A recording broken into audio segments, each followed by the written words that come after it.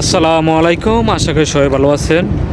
আমাদের ফেনী নোয়াখালীর অবস্থা অনেকটাই খারাপ। আমাদের ফেনী নোয়াখালীতে পানি উঠে গেছে পানি মাথার উপর দিয়ে যাইতেছে, এরকম একটা পরিস্থিতি। আমার বাড়ি হলো ফেনী দরবেশহাট, রাজাপুর সিন্ধুপুর দরবেশহাটের সাথে দরবেশহাট আর কি আমাদের বাড়ি। তো আমি আজকে কয়েকদিন বাড়িতেও কথা বলতে পারতেছি না, এখনও কল দিয়েছি, বাড়িতে কল যান না, নেটওয়ার্কের সমস্যা।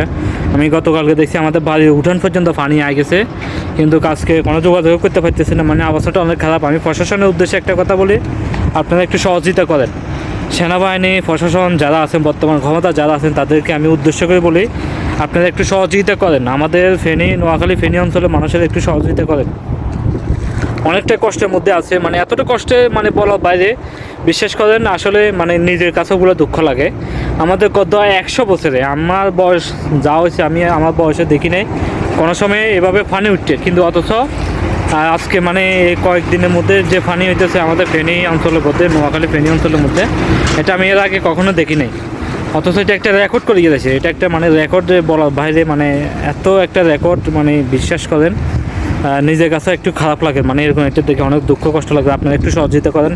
আমি বর্তমান যে সরকার আছেন ওনার উদ্দেশ্য বলি, প্রশাসনের উদ্দেশ্য বলি, সেনাবাহিনী যারা আছেন তাদের উদ্দেশ্য বলি, আমি তো দেখছি অন্য অন্য সময় যখন বন্যা হয়, তখন বন্যার সময় অনেক ভাই বেড়াদার আছেন, তারা সহযোগিতা করেন। বিভিন্ন জায়গাতে, যে সিলেটে বিভিন্ন জায়গাতে যে বন্যাগুলো হয়তো, বন্যাগুলোতে সহযোগিতা করতো। অথচ এখন আমাদের ফেনী নোয়াখালী অঞ্চলে আজকে কয়েকদিন ধরে বন্যা একদম বাড়িঘর সব ডুবে গেছে, অবস্থা অনেকটাই খারাপ। তো আপনাদেরকে একটু উদ্দেশ্য করে বলি, আপনারা একটু সহযোগিতা করেন, একটু অন্তত শুকনো খাবারের ব্যবস্থা করে দেন মানুষের জন্য, যাতে মানুষের অন্তত এই শুকনো খাবার খাইয়ে যেতে অন্তত যাতে বাঁচতে পারে।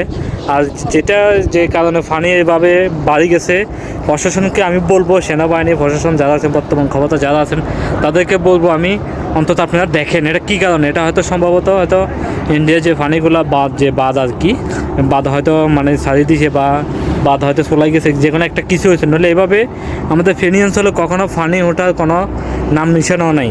আমি আমার বয়সে দেখি রে কোনো সময় পানি উঠতে, কিন্তু অথচ এখন দেখতেছি পানি উঠতে।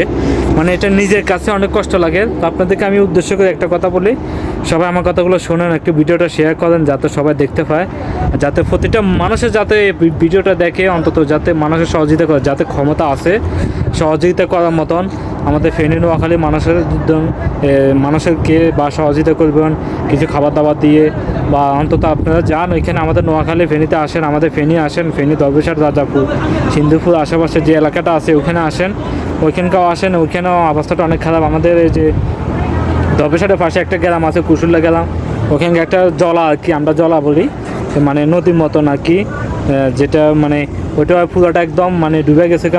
ওটার আশেপাশে যত বাড়িঘর আছে সব বাড়িতে পানি, এর ফলে আমাদের উপরের দিকে আস্তে আস্তে অনেক বাড়িতে পানি ঢুকে গেছে।